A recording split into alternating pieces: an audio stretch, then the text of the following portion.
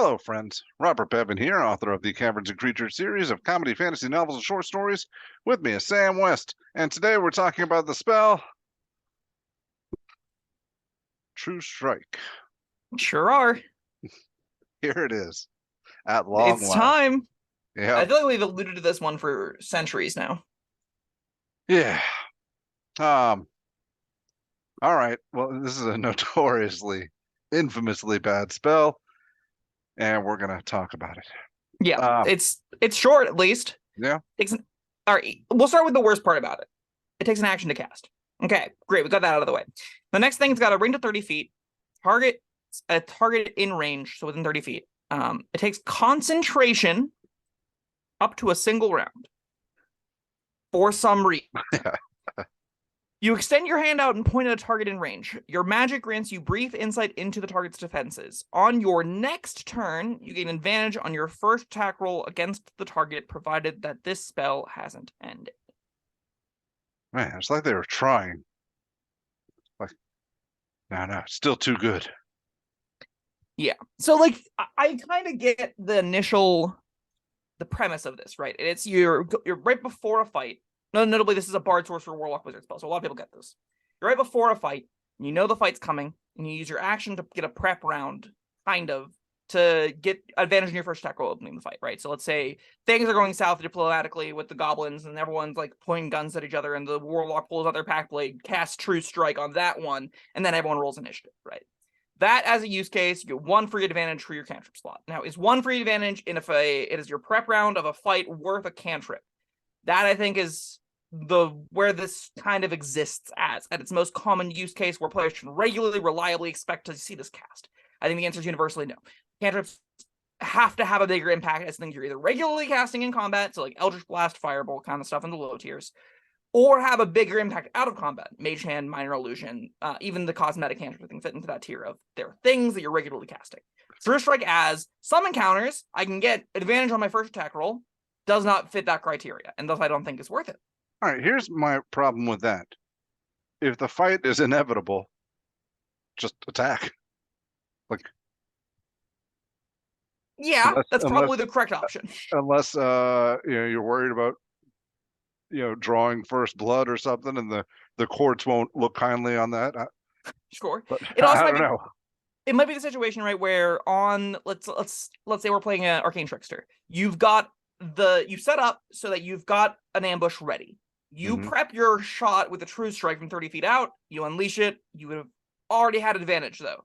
So in the ambush it's setting up, you have to go from not being suspected and or attacking from a seen location out of nowhere to get the advantage from True Strike, which makes it, like, even in the ambusher situations, not that great.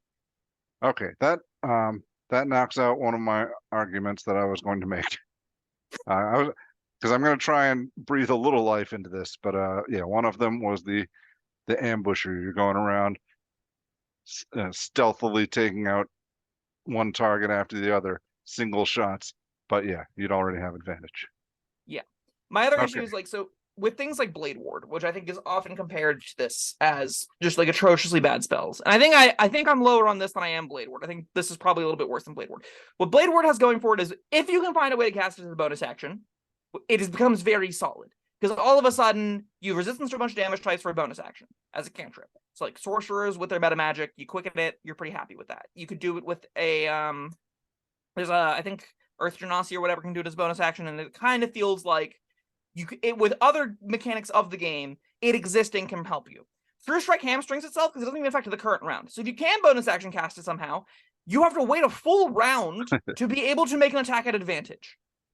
Which means you have the bonus action True Strike, attack without advantage, and the next round, your first attack has advantage. Which means if it's dead, this did nothing. And you used whatever gimmick you needed to use, like, a Quicken Spell, for example. It's the easy one. You put a point into it, you say, okay, I'll take the True Strike, and I'll get my little attack. It'll be an advantage. It'll be great in combat. You would have to have nothing that you're concentrating on, and you'd have to make sure the thing is still alive for that to have any meaningful impact. So that's not great. Yeah. There's Eldritch Knights and Blade Singers both kind of have interactions with this. So Blade Singers, you get extra attack at 6th level as Blade Singer. You can forgo one of your attacks for a cantrip.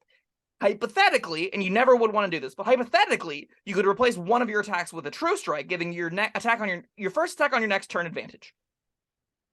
I think I've just attacked twice. That's what advantage is. It's rolling two dice. It's worse than that because one of those dice will always miss in that hypothetical, right? Two attacks at one dice each is typically better than advantage. There are some other considerations, like maybe those two attacks are so unlikely to hit. That is right. The primary argument against the spell is, attacking twice is always better than having an advantage on one attack. Yes. Via wasting the other one, the other action. Like, if you attack twice, there's a chance you could hit twice. If you blow an action to cast a spell that gives you advantage on your next attack, the best option the best result you can have is one hit. Yeah. Like, there, I will say I will change one word of what you said, and it's from always better to usually better. There will be very rare instances where you're dealing with something with like an AC of 25 and you need a 20 to hit it. Advantage will be exactly the same. Never mind. You're right. Always is correct. Always is correct. Never mind. I take it back. Advantage, the mechanics of advantage is you're rolling the dice twice and taking the better hit. Attacking twice, you're rolling the dice twice and using both of those. Yeah. However, there's no however. I thought there was, but there's not. There's a couple. What do you got? All right. If you have through some effect, you're poisoned or something, you have disadvantage. Making two disadvantaged attacks might not be as good as guaranteeing yourself advantage on one attack. It would mitigate the disadvantage on one of the attacks. Are you sure? Yeah, disadvantage and advantage cancel each other out. So if you have a source, like let's say you're poisoned and you're attacking a prone creature, you would have advantage attacking the prone creature because it is prone. You would have disadvantage because you are poisoned. Those neutralize each other out. If you have two instances, let's say it's prone and paralyzed and you're poisoned, you would have advantage because they would cancel each other out and you'd still have advantage. If you are poisoned and vomiting horrifically, that gives you disadvantage twice for some reason, and they are prone and paralyzed, it's once again back to net neutral. Advantage and disadvantage cancel each other out one for one. It's the mechanic how it works. Well, shucks. All right, so I guess that one's off the table too. Because now you're just going up to parity, which is going and making one attack roll at parity better than two attacks at disadvantage. In any instances, the answer is probably maybe. There could be instances where against a very high AC target. I don't think so. I think that's the same argument as. Not quite. So we're there's a difference here is we're rolling 4 dice instead of 1 dice, right? So 4 dice taking the lower of 2 sets of 2 can be worse because your odds of hitting a 20 is lower on that outcome than a single 20 on its own. Because if you roll any result if you need to hit with like a 20 or 19, your odds of hitting with a 20 or 19 on disadvantage is far less likely to occur than your odds of hitting 20 or 19 on a single die. That's where it would be minusculely better numerically, I think. All right, I have to wrap my brain around that a little more. I'll do that after the video. Disadvantage and advantage do weird things to dice. If you're ever going from one roll to a roll with advantage, or sorry, 2 attacks to an attack with advantage, it's net negative. If you're going to 2 attacks at disadvantage to neutral, going from rolling 2 bad dice and 2 bad dice to 1 medium dice, there is some advantageous reason to do that. All right. You still shouldn't. Yeah. You still should remove the poison or do anything else, but that is technically a situation where it's probably better to. I don't even know if probably better is the right word. Depending on the things they see, there's going to be windows where it's numerically more advantageous to do that. Someone pull up a numerical spreadsheet on the statistics of advantage. If you're interested in that kind of stuff, it's interesting. But that's to say, in that one niche case, this might be better than making 2 attacks on again. And we're talking about a character that's making 1 attack a round, which isn't where you want to be if you're playing a character with True Strike. So you're supposed to be if you want to be making multiple attacks, extra attack is on Bladesingers and fighters. So the Eldritch Knights and Bladesingers of the world don't have room for this because they're foregoing 2 attacks instead of 1 attack to do that. And foregoing 4 attacks to get 2 attacks that have to have 1 attack at not disadvantage is certainly not worth it.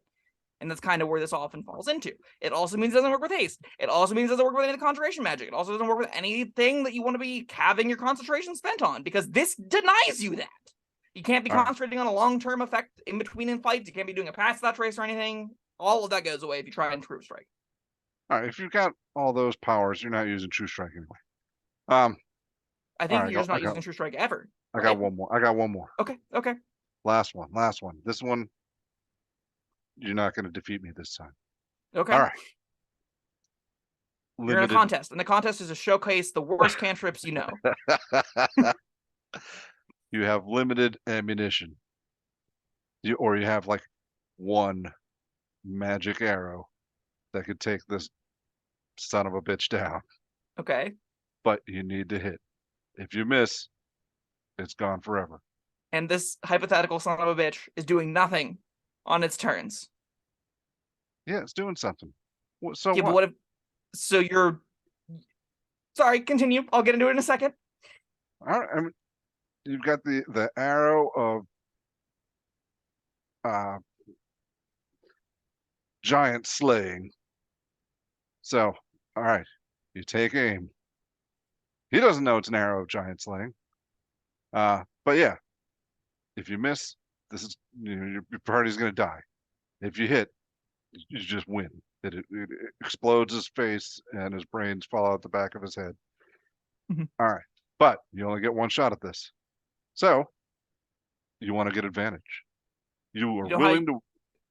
you could What? get advantage. Hear me out. You ready in action to shoot the thing, and then your buddy to your left helps you. Yeah, that's another way to do. But I'm You can do saying that without needing a cantrip. your buddies are all dead. Great.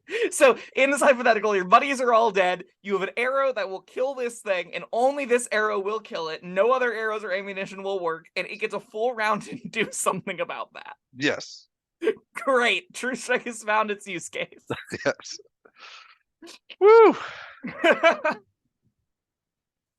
Yeah, True Strike's awful. It's terrible. Yeah. There might be a build out there that can use it like every round to some level of efficiency. I think those builds have to not care about their concentration and find some way to routinely use it as a bonus action.